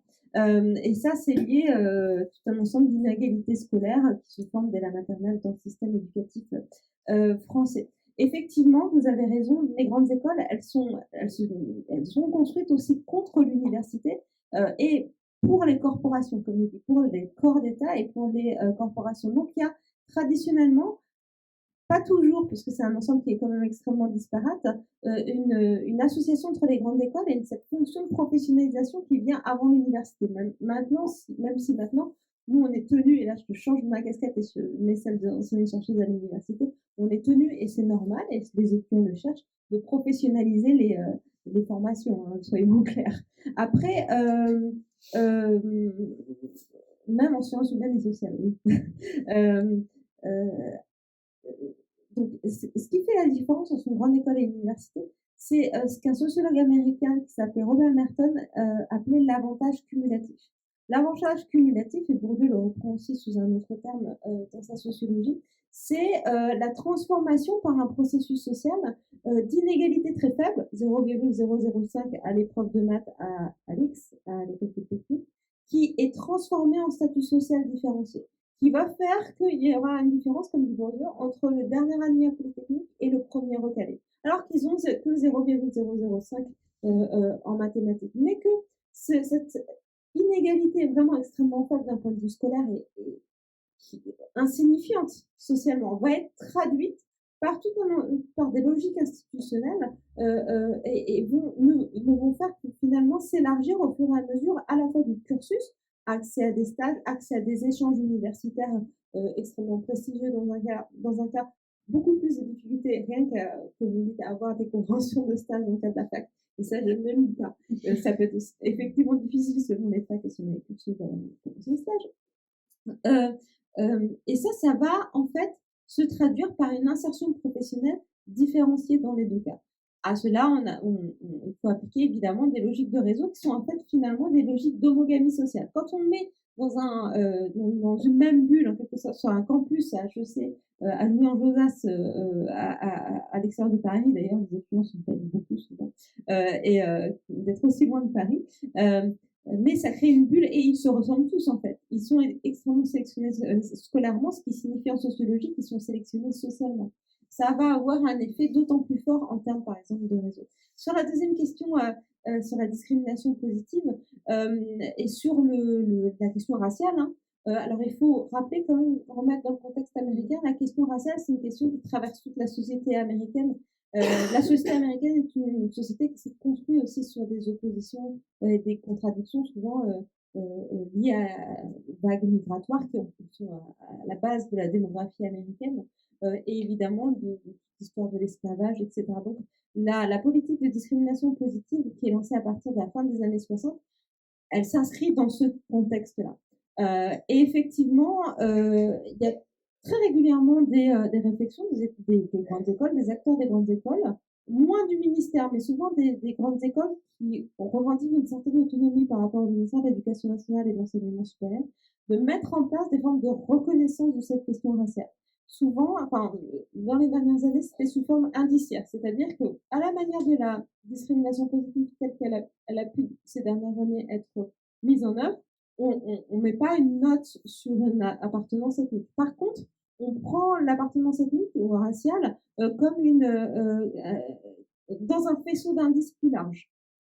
Combien l'élève a-t-il de frères et de sœurs? Est-il un élève de la première génération, first generation student, c'est-à-dire un élève qui n'a pas de parents diplômés de l'enseignement supérieur? Et est-il issu d'une minorité ethnique? Dans le cas des États-Unis, évidemment afro-américains, hispaniques, asiatiques, native americans, etc.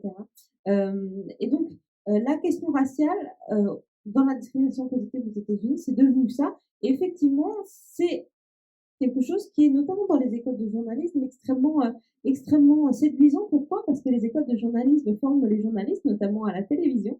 Et à la télévision se joue, alors avec, c'est l'ARCOM, l'ancienne CSA, c'est ça, des questions de représentativité des minorités ethniques. Et ça, effectivement, les écoles de journalisme peuvent avoir un impact sur ces questions-là. Donc oui, c'est quelque chose qui revient très régulièrement et peut-être que ça n'aurait pas existé s'il n'y avait pas eu ce mouvement d'ouverture sociale plutôt fondé sur la classe sociale il y a 20 ans. D'ailleurs, il y a 20 ans, dire discrimination positive à l'américaine où on pose la question raciale, alors là, c'était un scandale absolu. C'est beaucoup moins le cas maintenant. Mais il a fallu qu'on passe, mais en Angleterre, c'est un peu la même chose, par cette question sociale pour arriver à la question raciale et la question de l'immigration et des inégalités ethniques dans le système scolaire et à l'égard des enfants immigrés. Peut-être, Maurice, vous voulez ajouter quelque chose sur la différence université-grandes écoles? Non, alors, oui, très rapidement. En effet, c'est un point que j'avais oublié tout à l'heure, mais un des grands trucs quand même, c'est... Alors, évidemment, l'université tend à créer des cursus qui favorisent la professionnalisation de leurs étudiants, mais historiquement, c'est quand même très ancré dans les écoles de commerce, et surtout les écoles de commerce, et c'est tellement institutionnalisé que, si vous voulez, sauf si je me trompe, hein, mais quand on arrive en école de commerce, une des premières choses qu'on vous dit, c'est que vous allez bosser en asso et faire des stages. C'est pas du tout la priorité qui est mise sur toute la professionnalisation est bien plus forte dans ces écoles-là qu'à l'université. Oui, ça s'appelle en fait, vous avez sans doute cité c'est pas un sociologue, mais c'est un Yves-Marie Abraham. Ah bah il a fait la moitié de mon livre. Ouais, Yves-Marie Abraham, c'est quelqu'un qui a produit un article dans la revue française de sociologie, donc article de sociologie, l'ancien prof à HEC. Et il me semble, et là, en tout cas, il était investi à HEC, et il a produit en fait un article sur les associations étudiantes et le rôle. C'est le premier article produit, je crois, en 2007 sur publié en 2007, vous pouvez le trouver sur Internet, sur la déscolarisation des étudiants d'écoles de commerce. Et effectivement, le but de l'école de commerce, c'est de prendre des excellents étudiants qui ont fait de l'ANRL, du Platon, des mathématiques à haute dose, et d'en faire des managers en les déscolarisant par l'alcool, par les assos, par la faiblesse du cursus. Et c'est une forme de déformatage et de reformatage en quelque sorte, de resocialisation et de socialisation professionnelle. On passe d'une socialisation scolaire à une socialisation professionnelle, parfois sans transition, souvent sans transition, ce qui est extrêmement douloureux souvent pour les étudiants en question.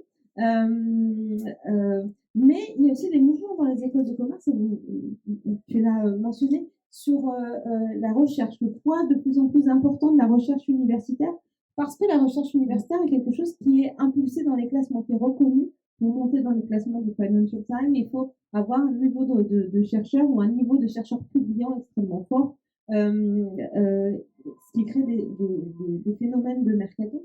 Donc il y a des mouvements en fait un peu contradictoires à l'intérieur des institutions qui souvent sont pas, on parle d'HEC ou de Sciences Po comme si c'était quelque chose de à la fois fermé certes, mais une entité monolithique. Et alors que c'est souvent pas une entité monolithique. Toutes les grandes écoles, comme les universités, elles sont traversées par des mouvements contradictoires avec des facultés, par exemple à la fac, c'est la même chose, les facultés de médecine sont plus puissantes, les plus puissantes par rapport à d'autres facultés.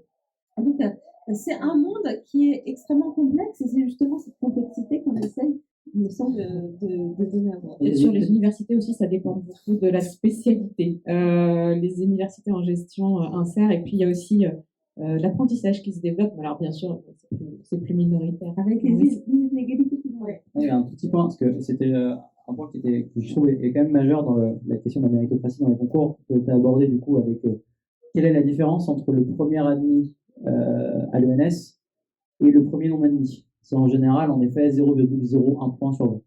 Sauf que ça a des conséquences qui sont fondamentales ensuite sur les privilèges auxquels vous aurez droit ou pas dans votre vie. C'est 0,01 point, mais en plus, c'est juste 0,01 point, mais c'est ponctuel sur une épreuve de l'année. C'est ça qui est en. Oui, sur un moment de l'année qui est un concours. Et en fait, il y a quand même un truc dans la narration du mérite.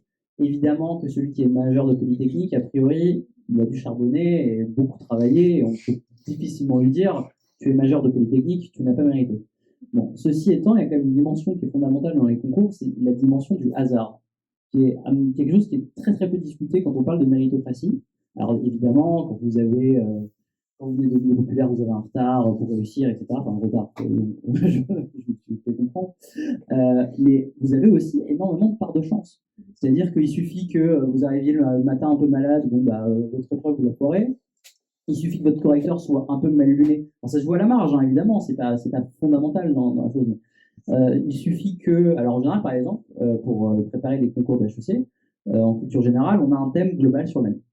Moi, dans mon année, c'était la société. Donc, vous avez votre professeur qui vous fait, une obsession pour Bourdieu vous avez un prof qui vous fait travailler pendant un an sur le sujet.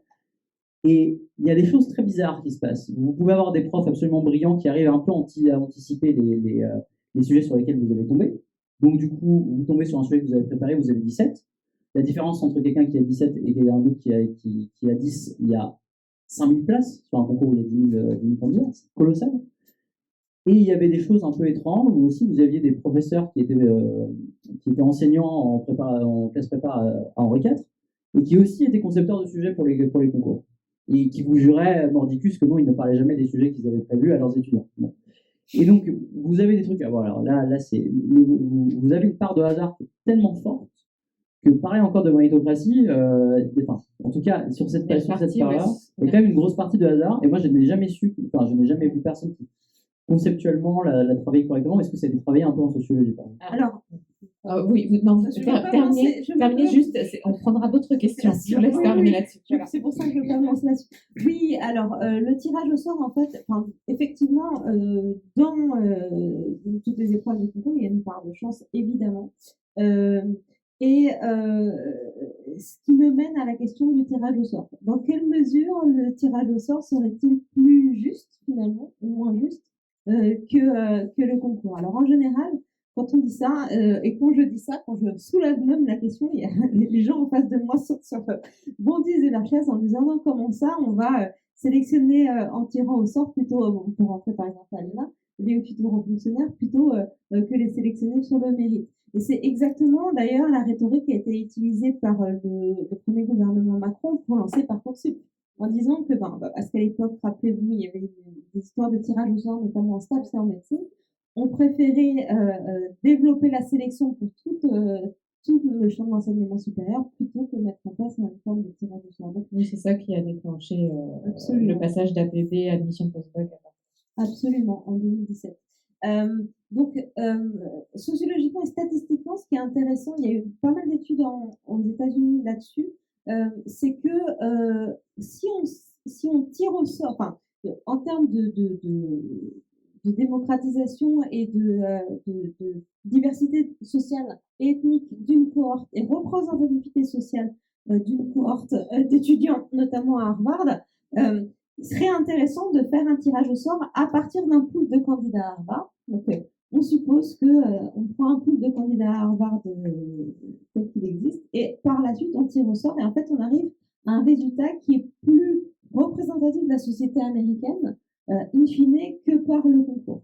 Mais une fois qu'on a dit ça, c'est pas parce que statistiquement c'est juste que politiquement c'est juste et considéré comme juste. Donc là, je pense que tout le travail des acteurs politiques, c'est essayer de discuter démocratiquement, de lancer ce genre de débat, par exemple, autour du tirage au sort. Mais pour revenir à Parcoursup, quand on voit le fonctionnement de la plateforme, on peut se demander si c'est en fait pas du tirage au sort pour tout le monde, puisque Parcoursup s'est fondé sur l'idée que tout le monde est en concurrence avec tout le monde, qu'on habite à Poitiers, Amiens, Strasbourg, on est tous en concurrence pour avoir une place, je sais pas, en droit à Assas, par exemple. Dans une société du concours, Ah comme oui. vous le disiez.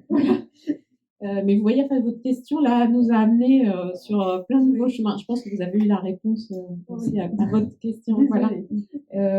Est-ce qu'il y aurait d'autres Merci beaucoup. Bonsoir. Moi, ce sera plus autour des écoles de commerce. On a beaucoup évoqué école de commerce, mais on entend aussi beaucoup école de management. Donc, déjà, est-ce que c'est juste une affaire de wording? Est-ce qu'il y a vraiment une différence? Voilà, j'ouvre la question. Et deuxième question, moi, ça serait, là, je sais qu'on parlait du programme grandes écoles, donc sur 5 ans en général, ou je ne sais plus combien d'années. Mais qu'est-ce que vous pensez de la partie executive education, donc pour les professionnels, donc qui ont à partir, je crois, 3 ans d'expérience? Donc, par exemple, les Executive Masters ou les MBA. Voilà. Qu'est-ce que vous en pensez? Est-ce que c'est un peu mieux? Est-ce que c'est toujours aussi bullshit? Je vous tends la perche. Alors, pour les exécutives, j'avoue, je ne saurais pas trop vous dire parce que je ne les ai pas vraiment étudiés. Je sais qu'a priori, ça marche très, très bien. Alors, les exécutives MBA ou les MBA d'ailleurs, c'est pour des gens. Donc, les MBA, c'est pour des gens qui ont en général 2-3 ans d'expérience. Et les exécutifs, c'est plus pour des gens qui ont 10-15 ans d'expérience. Et en général, donc, ils vont continuer leur emploi et à côté de ça, ils vont avoir des heures de cours qui sont en général payées par leur boîte, où ils seront formés dans des grandes écoles, HEC, etc. Et ça va leur donner à la fin un diplôme qui va leur permettre en général de prétendre à des postes de très très haut cadre dans leur société ou dans d'autres. Donc en général, c'est des gens qui sont plutôt cadres intermédiaires et qui d'un coup vont pouvoir prétendre à des salaires à 500 000 € à l'année et des très très hauts postes de management. Ça marche, visiblement, vu les statistiques que donnent les écoles. En général, les écoles ne mentent pas trop. Est-ce que vraiment les contenus sont si intéressants que ça? Je ne sais pas. Vraiment, là-dessus, je vais m'arrêter là-dessus. Et alors, pour l'autre question, ça renvoie aussi à ce que vous disiez sur la diversification des programmes aussi, pour faire rentrer plus de ressources. Quoi. Ah oui, le développement de l'executive education. Ça fait rentrer de la thune, ça c'est sûr. D'accord, voilà. Pour le coup, parce que ça coûte très très cher, ça coûte quasiment oui, ça 20 000 € l'année, si je ne m'abuse. Ouais, à partir entre 20 000 € et plus. Ouais, non, ça c'est excessivement lucratif. Et a priori, les gens qui en sortent trouvent leur compte. Alors, académiquement, c'est sûr, c'est pas très élevé parce qu'ils n'ont quasiment pas de cours académiques. Et c'est surtout, à ma connaissance, de la gestion de projet entre étudiants, des études de cas, des choses comme ça. Voilà. Ça fait pas des grands économistes à la fin. Bon. Ensuite, pour la différence entre école de commerce et école de management, alors en effet, les écoles de commerce, à la base, s'appellent comme ça parce qu'on formait les étudiants à faire des métiers du commerce. Globalement, les premières écoles de commerce, c'était des étudiants, alors que les hommes évidemment, derrière un comptoir et ils faisaient des ateliers où ils simulaient des négociations comme s'ils étaient au port avec d'autres marchands, etc. Ils apprenaient à convertir les monnaies parce que à l'époque, il fallait convertir à la main. Quoi. Donc voilà, c'est ce genre de choses qu'ils apprenaient. Et ensuite, on a beaucoup formé de commerciaux dans ces écoles, principalement dans les métiers du commerce à une époque où il y avait moins de métiers de service. Et en fait, de plus en plus, les écoles de commerce forment moins des gens qui commercialisent des produits industriels, mais produisent des activités de service, c'est-à-dire du conseil pour les entreprises. Alors le conseil, je ne sais pas si tout le monde est familier avec ce métier, mais en fait le conseil c'est très simple. C'est par exemple, vous êtes Dior, vous avez besoin de mettre en place un nouveau site internet pour vendre des sacs à main. Voilà. Est-ce que vous n'avez pas de site internet pour vendre des sacs à main? Et que vous dites que ce serait très bien que notre clientèle chinoise, elle puisse, plutôt qu'elle vienne à chaque fois à Paris acheter ses sacs à main Dior, qu'elle puisse avoir un site internet où elle pourrait aller en commander. Donc vous allez voir un grand cabinet de conseil, style Ernst Young, par exemple, et vous leur dites, voilà, j'ai besoin d'un consultant. Donc là, ils vous sortent en général Antoine, qui a 27 ans, qui vient de sortir de l'ESCP. Et Antoine, il va faire, vous inquiétez pas, je vais vous développer votre site internet. Donc Antoine, il va aller voir un développeur qui sait développer du site internet, qui sait coder, quelqu'un qui sait gérer la direction artistique du site, etc., etc. Et donc ça, c'est un consultant. Après, vous avez d'autres trucs, hein. Vous avez une boîte qui veut racheter votre boîte. Alors là, dans ce cas, vous avez du conseil en fusion-acquisition. Vous avez quelqu'un qui va venir, qui va vous expliquer comment est-ce qu'on fusionne deux entreprises. Bon, voilà. Donc ça, c'est pour le conseil. Et donc du coup, en fait, maintenant, ce qu'on apprend, c'est plus des gens, on apprend plus vraiment des métiers de gens qui vendent des choses, mais des gens qui produisent du service. Et le manager, en fait, c'est un terme hyper c'est un terme qui englobe énormément de choses et qui des métiers où vous allez en général avoir une responsabilité, vous allez avoir des gens sous votre responsabilité, des gens à qui vous allez dire de faire des choses, et en général plutôt dans des choses où vous allez avoir de la gestion de projet, c'est-à-dire que vous allez avoir quelque chose à livrer, on appelle ça des livrables, et vous allez avoir toute une équipe autour de vous qui va vous permettre, que vous allez chapeauter pour qu'ils puissent produire ce service à la fin, rendre leur livrable. Ça peut être un site internet, ça peut être une énorme base de données, ça peut être voilà, plein de choses comme ça. Donc c'est pour ça qu'on appelle ça plutôt des écoles de management aujourd'hui, et aussi parce que maintenant on appelle même plus ça des écoles de management mais des business schools, parce que là pour le coup en effet il y a une question de wording comme vous disiez, c'est-à-dire que d'un point de vue marketing, pour que la marque de votre école, parce que donc pareil les écoles elles fonctionnent en marque, comme Nike et Adidas, hein, mais il faut que la marque elle soit connue à l'international. Et donc, du coup, ils rajoutent en général Business School, ou même juste les initiales BS à côté. D'ailleurs, le SC Dijon, par exemple, est devenu Burgundy. Voilà, c'est la Burgundy Business School. Voilà. Le SC3 est devenu alors, il y a eu la Champagne, non, c'est la Y Business School. Le Y, je ne sais pas d'où il vient. Et il y a des trucs très cocasses où, par exemple, la Toulouse Business School, qui s'appelait donc TBS, c'est appelé la TBS BS pour être sûr que le BS était bien vu. Donc, on avait des trucs, donc ça s'appelait la Toulouse Business School. C'était complètement lunaire. Et donc, voilà, globalement, c'est. Il y a une évolution sur les métiers, voilà, il y a un changement de métier, voilà, et il y a aussi le wording. Il y a une évolution de métier, ouais, l'internationalisation aussi. Et effectivement, on apprend de plus en plus. Et autant là, du coup, il y a aussi une évolution dans les enseignements, parce qu'à une époque où on apprenait plutôt aux étudiants de maîtriser quand même un peu des outils financiers, des outils d'analyse financière, etc. Maintenant, on leur apprend de plus en plus des savoir-être, c'est-à-dire de savoir chapeauter une équipe, savoir être flexible, faire preuve un peu d'instinct, etc. etc. Peut-être que ça va encore bouger, parce que vu que maintenant on est une heure où la data gère tout, peut-être que maintenant on va avoir plutôt des étudiants qui vont devoir un peu plus remaîtriser des outils techniques, mais c'est pas parti pour vous. On a eu deux très bonnes questions. Il y a un proverbe qui dit jamais 203. Une troisième question.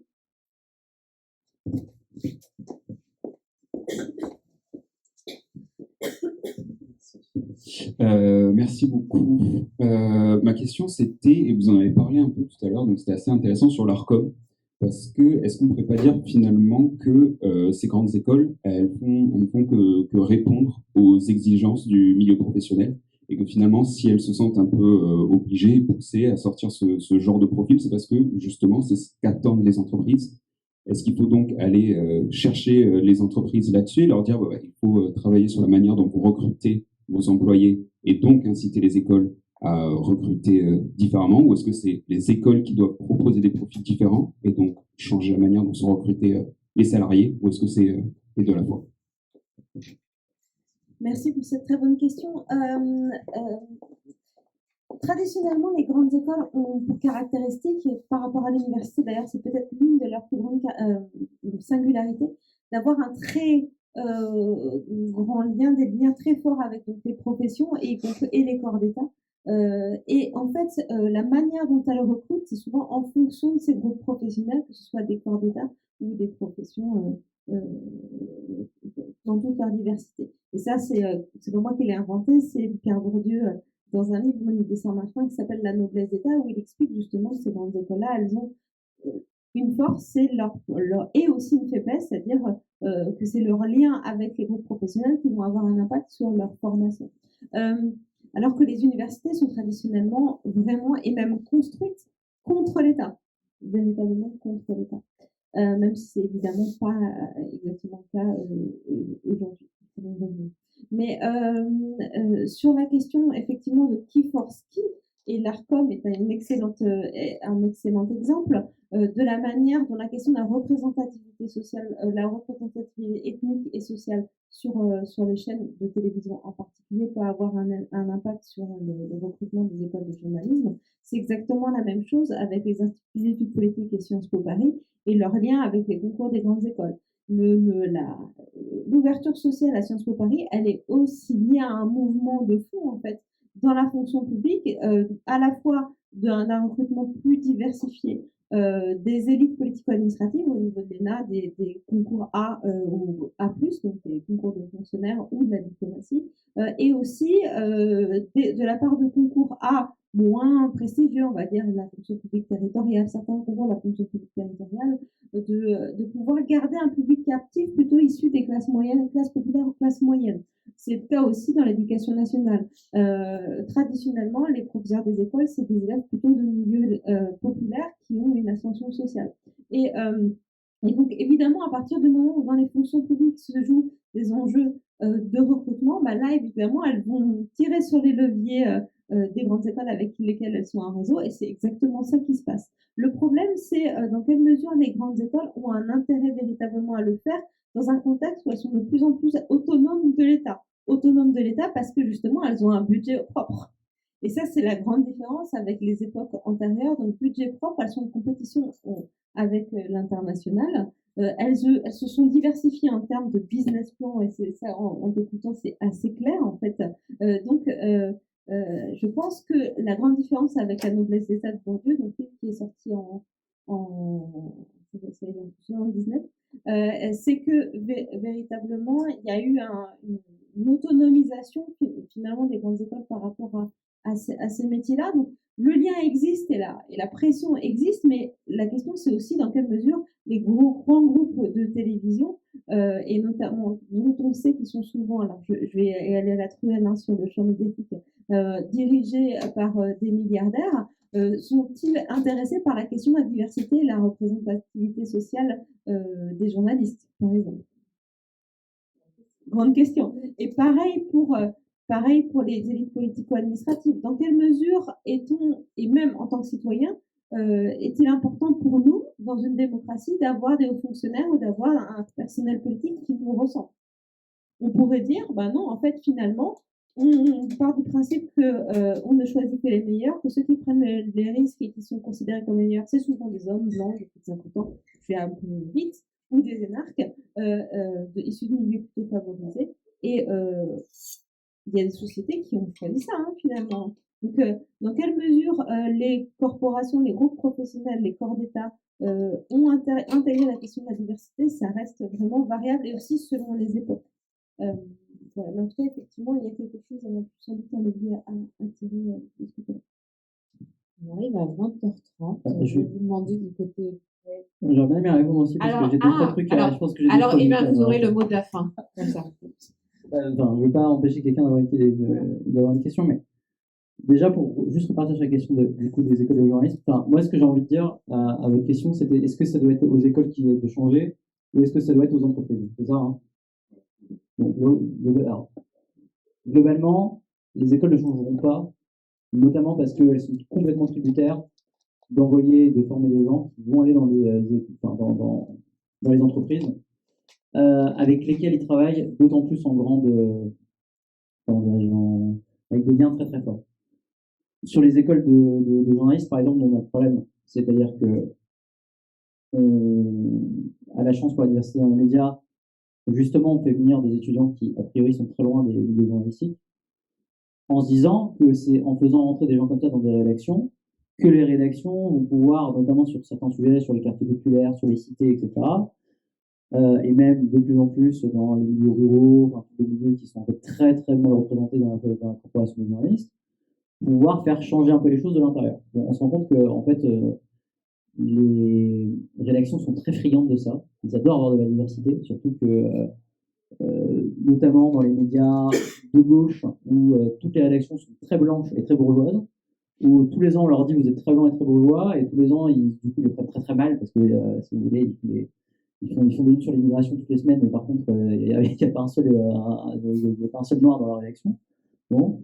Et si vous voulez, sauf qu'une fois qu'ils rentrent dans les rédactions, ils sont quand même un peu broyés par le système, par les réflexes journalistiques qui sont en place, par la façon dont les rédactions et les rédacteurs en chef, qui eux sont tous des bourgeois de 50 ans mal, qui du coup eux impriment leur vision éditoriale là-dessus, sur ces étudiants-là. Donc déjà là ça coince. Pour ce qui est par exemple des grandes écoles, et en tout cas moi pour les écoles de commerce, c'est que le fait que l'État se désengage de plus en plus, du coup les entreprises prennent de plus en plus de place. Et moi la question que je me pose c'est en fait jusqu'à quand ces grandes écoles-là vont quasiment complètement quitter les girons de l'État, et que les managers qui auront été pour certains encore formés pendant 2 ans par en classe préparatoire et donc payés par l'État pour ensuite rentrer dans des grandes entreprises et servir les intérêts des grandes entreprises, ne seront plus du tout chapeautés par l'État français, mais seulement par les entreprises, parce que c'est les entreprises qui de plus en plus sont en train de financer ces écoles. Et donc, ça pose à mon avis un problème éthique et même démocratique fondamental, qui est que le jour où les écoles de commerce se passeront complètement des États, même pour la reconnaissance de leur diplôme, parce que c'est finalement ce qui se passe, quand HEC lance son bachelor en 3 ans, le diplôme n'est pas reconnu. Voilà. Vous sortez de là, d'un point de vue étatique, ce n'est pas reconnu. Par contre, vous avez la marque HEC dessus. Et donc, en fait, vous pouvez quasiment vous vendre où vous voulez. Parce que ce n'est plus du tout le fait que l'État mettait son certificat d'authentification sur son diplôme qui vaut la peine, c'est parce qu'il y a la marque de l'école qui, en fait, doit quasiment devenir autonome. À mon avis, on va plutôt par là, et en fait, on va plutôt même vers une accentuation des desiderata des entreprises, qui évidemment, dans un moment où la RSE prend de plus en plus de place, où il y a les questions éthiques, etc., ça va leur faire énormément de bien, en tout cas pour leur image, de dire qu'ils s'ouvrent à la diversité. Mais finalement, s'ouvrir à la diversité pour finalement que ces étudiants, que ces diplômés issus de la diversité, se comportent, sont amenés, sont poussés à se conformer à la façon dont fonctionnent ces entreprises-là, bah à la fin, ça n'aurait pas servi à grand-chose. Voilà. Je crois qu'on a débordé juste 3 minutes. Ça va, vous pouvez. Ça va. C'est bon, une dernière question peut-être? Oui, oui, allez. C'est une petite question. Bonsoir. Je suis, moi, enseignante en classe prépa. Et parfois, les élèves... Laquelle laquelle et de quelle filière? Filière ECG et scientifique, MPSI, MB.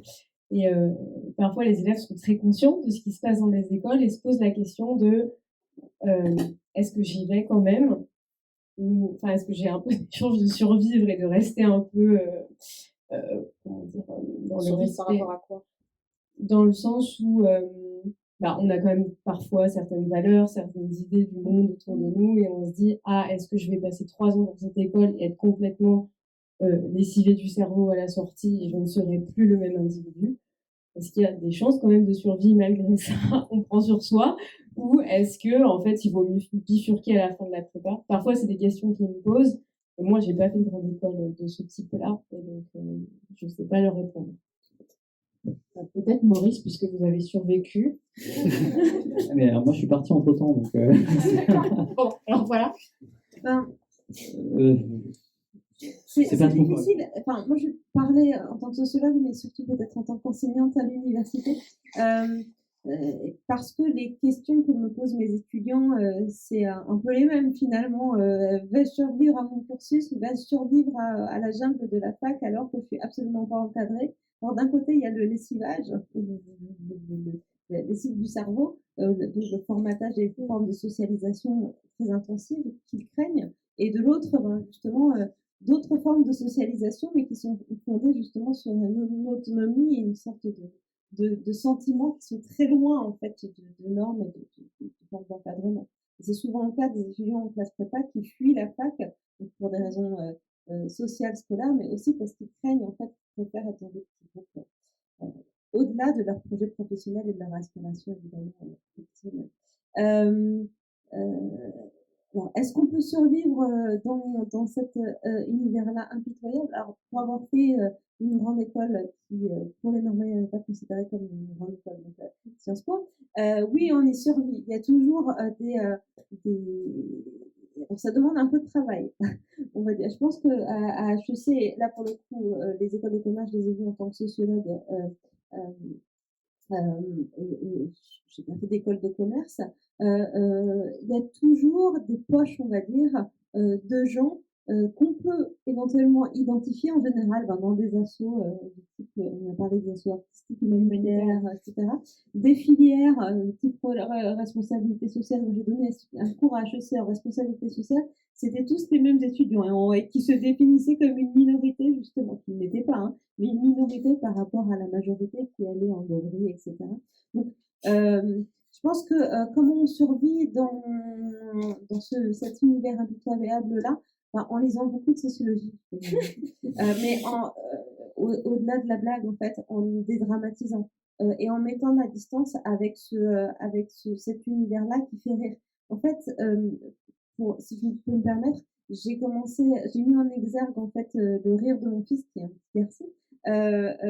Dans mon livre, qui est dédié à Ellie, qui est mon fils, qui rit aux éclats. Et c'était important pour moi de commencer mon livre avec un rire d'enfant qui déconstruit en fait, qui déconstruit et qui dédramatise. Et je pense que en tant que sociologue et aussi en tant qu'enseignante, l'important c'est de leur dire dédramatiser, ça va bien se passer. Alors, je sais que vous le dites, hein, évidemment, bien sûr. Bien sûr, vous allez être formaté, déformaté, reformaté, mais c'est vous qui êtes le maître, qui avez les rênes en fait. Vous ne passez pas à la molette d'une institution qui décide pour vous, c'est vous qui décidez pour l'institution. Et ça, je pense que en tant qu'enseignante, c'est quelque chose que je dirais et que je dis à mes licences dans d'autres contextes. Voilà. Vous êtes parti d'ailleurs. Ah oui, moi je suis parti. Alors, je suis parti, mais justement, moi le conseil que je donnerais, le ECG, c'est les anciens ECT, non? C'est ça? Ou c'est ECE, c'est ça. Ah oui, d'accord, ok, très bien. Alors, moi j'ai un truc, c'est que surtout l'école de commerce, c'est vraiment une prison dorée, et c'est d'autant plus une prison quand ça coûte maintenant 60 000 euros. Donc moi, le seul truc que j'ai le conseil que je donnerai à vos étudiants, c'est allez-y, mais discutez auparavant avec vos parents d'une potentielle porte de sortie. Parce que ce qui se passe, c'est que là, on est piégé, c'est que moi, j'ai eu de la chance, je suis rentré en école de commerce, j'ai fait 1 an et demi, j'ai voulu me barrer, mes parents m'ont dit, pas de souci, on te suit, il n'y a pas de problème. Je ne remercierai jamais assez mes parents de m'avoir permis ça. Le problème, c'est que moi, j'ai eu énormément de camarades qui n'avaient pas prévu ça en amont, qui voulaient partir, et qui, en discutant avec leurs parents, leur disaient, on paye 1 an et demi, je ne vais pas m'arrêter là. Alors que par ailleurs, les parents avaient tout à fait les moyens de s'asseoir sur 15 000 euros à l'époque. On oui, quand c'est 20 000, c'est sans doute un peu différent. Donc, tout ça pour dire que le meilleur conseil, c'est prévoyez-vous une porte de sortie. Et si vous voulez rentrer dans ces écoles-là, soyez à peu près sûr d'avoir dealé avec vos parents, avec votre financier en l'occurrence, que vous puissiez vous barrer en cours de route si vraiment vous le supportez. Sinon, parce que sinon il se passe plusieurs choses. Soit vous restez et du coup vraiment vous tombez en dépression littérale, soit vous vivez moyennement l'école et en fait vous prenez pas tout ce qu'il y a de bon à prendre dedans. Et donc en fait là où vous pourriez avoir des opportunités de malade et qui pourraient très bien vous convenir par ailleurs, vous allez passer complètement à côté, ça va être un enfer. Ou alors vous allez vous plier à quelque chose que vous voulez pas et en fait ça va être un enfer quoi. Tu as des poches de liberté quand même, oui, Annabelle. Oui. En fait, de manière très pragmatique et en complément de ce que Maurice vient d'évoquer, en fait, il y a la force de ces écoles-là, c'est qu'elles ont énormément de possibilités d'échange, de double diplôme, de double cursus, d'organisation même de filières. Les étudiants ont une force d'initiative qui est peu reconnue sans doute qu'à l'université. Et ça, pour le coup, il faut pleinement investir ces espaces-là. Vous voulez faire de la musique alors que vous êtes à HEC ou à l'ESCP, essayer de monter un double diplôme avec le conservatoire municipal d'à côté, pourquoi pas. Je raconte n'importe quoi. Parce que dans un certain... C'est pas n'importe quoi, vous avez fait une filière un peu... Et ça existe déjà effectivement, ça existe dans un certain nombre d'écoles où il y a de plus en plus de double diplômes, beaux-arts, école d'ingé, école de commerce. Donc, il faut éplucher les maquettes, demander aux profs qui connaissent les filières, qui ne sont pas forcément visibles ou rendues visibles par l'institution, ceux qui existent. Jouer aussi sur les échanges à l'étranger, parce que souvent, en fait, partir à l'étranger dans le cadre d'une grande école, déjà, on bénéficie d'avoir accès à des institutions auxquelles on n'aurait pas eu accès peut-être par ailleurs, et qui peuvent proposer un autre cursus. Par exemple, moi, quand j'étais à Sciences Po, je suis partie en Angleterre et j'ai fait un cursus en histoire de l'art et en arabe. Pour rendre hommage à la belle collection de... alors évidemment, j'ai fait un peu de droit administratif et de sciences politiques, mais j'ai fait aussi toute autre chose qui m'ont permis aussi de m'ouvrir à autre chose et qui m'ont suivi pendant toute ma scolarité et ma carrière professionnelle. Et je pense que ça, c'est vraiment extrêmement important. Avant de déprimer, éplucher, c'est un point de ressources. Un point de ressources, utiliser, Maurice a eu ce mot très intéressant, utiliser à fond tout ce que l'école peut vous offrir. Et ça, c'est très pragmatique, c'est pas la sociologue, c'est vraiment l'enseignante qui parle, et je pense que c'est vraiment hyper important, et qu'il y ait une solution pour tous.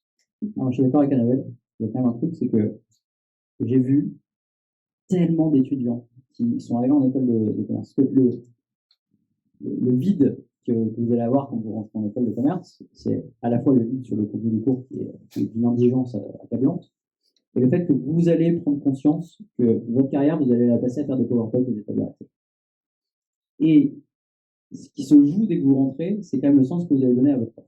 Après, c'est tout à fait, c'est complété par le fait que vous allez avoir une très jolie carrière avec de très très bons salaires, que vous allez peut-être pouvoir acheter un appartement dans le 11e arrondissement, enfin plutôt peut-être à Montreuil, voilà.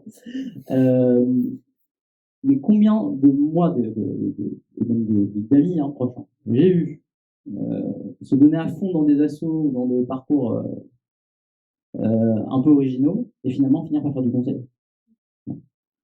Et combien, arrivés à ce niveau-là, se disent a posteriori, oui, je suis très heureux, c'est rare, j'en connais. Combien se disent, j'ai sacrifié, enfin, j'ai pas sacrifié, mais j'ai mis de côté tout ce qui pouvait m'habiter quand j'étais jeune pour des contraintes matérielles, ce qui par ailleurs s'entend excessivement bien. Mais ce qui se joue quand on rentre, alors et vraiment, je parle de l'école de commerce parce que, en fait, la tarification des coûts, c'est vraiment un des trucs fondamentaux qui peut vous bloquer. Et en fait, arriver, quand vous avez signé votre premier chèque de 10 000 euros, et que 2 semaines après, vous vous dites, en fait, c'est vraiment nul. Ben, ça c'est d'une violence terrible quand on a 21 ans. Donc, il faut vraiment, vraiment y réfléchir beaucoup, se poser la question très précisément de ce qu'on va y faire, de ce qu'on va faire après, se dire qu'en effet, il y a des passerelles, mais les passerelles, elles servent souvent d'épanouissement ponctuel quand vous êtes en école, c'est-à-dire, ah oui, vous allez monter votre groupe de musique, c'est super, en fait, ça va vous permettre d'avaler la pilule quand vous serez dans l'école, mais ensuite, après, quand vous allez bosser à la défense, ce sera pareil. Pardon, voilà, donc pour les écoles d'ingé, je me pose vraiment la question, pour Sciences Po aussi éventuellement, mais pour les écoles de commerce, je suis catégorique, il se prévoit une porte de sortie. Maurice, en fait, là, vous pointez, c'est quelque chose qu'on trouve dans votre livre, en fait, derrière le système des grandes écoles, vous interrogez aussi qui on forme, pour quel monde on forme, voilà. Et on pointe d'autres questions de sens, on peut aussi faire des études, voilà, qui ont du sens, et puis après, il y a moins de travail, peut-être sur le marché aussi, il y a aussi ces questions-là. Ah, non, mais ça, c'est fondamental, voilà. Ça, je suis d'accord. Voilà. Juste un truc pour rebondir, en fait, effectivement, ce que se joue, et ça joue notamment chez les écoles de commerce, c'est en fait des questions effectivement politiques et démocratiques. Et je pense, en fait, là, je reviens aussi à un livre d'un anthropologue anglais qui est décédé il y a 2 ans, il me semble 3 ans, David Graeber, donc Bullshit Jobs, donc justement sur les salaires, notamment en conseil, très bien payés, mais qui ont une utilité sociale ou un sens social assez limité finalement. Donc en fait, ce qui se joue avec le livre, il me semble, de Maurice très intéressant, c'est qu'il s'inscrit dans une montée d'une critique à l'égard des écoles de commerce et de la formation, justement, de la formation, de la déformation des salariés, certes à destination de rémunération très intéressante, mais à distance d'un sens social donné au travail en fait. Donc ça c'est très intéressant parce que ça inscrit toute cette critique des écoles de commerce dans une réflexion plus large qu'on doit se donner en tant que citoyen et qu'on discute aujourd'hui autour du sens qu'on donne à nos études, à la formation des jeunes et éventuellement à la reprise d'études. Pourquoi pas justement rentrer dans le monde du travail jeune et puis se donner la chance de reprendre des études quand celles-ci ont plus de sens pour nous, pour un autre moment. Voilà. On terminera là-dessus sur cette question du sens, voilà, qui était celle qui est derrière vos ouvrages et le travail sur les écoles. Voilà, quel monde en fait on veut construire derrière ces formations. Merci à tous les deux et merci.